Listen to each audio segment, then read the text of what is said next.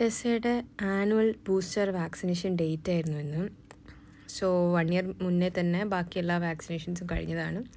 So ഞങ്ങൾ ഇന്ന് വാക്സിനേഷന് വേണ്ടി റെഡിയായി. അപ്പോൾ അവൾക്കറിയില്ല വാക്സിനേഷനാണ് പോകുന്നതെന്ന്. ചുമ്മാ കറങ്ങാൻ പോകുന്നതാണെന്ന് വിചാരിച്ചിട്ട് ആൾ ഭയങ്കര എക്സൈറ്റഡ് ആയിട്ട് പുറത്ത് പോകാൻ റെഡിയായിരുന്നു.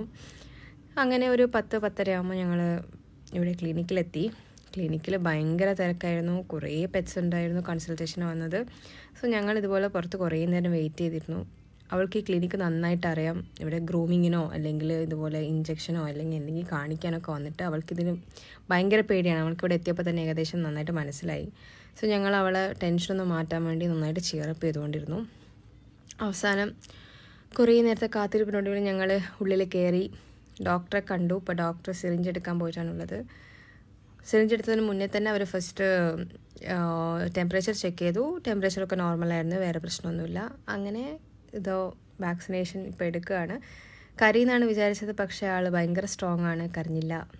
പിന്നെ ഇതോ വീട്ടിലെത്തി. അവസാനം വീട്ടിലെത്തിയപ്പോൾ ഇതാണ് അവസ്ഥ.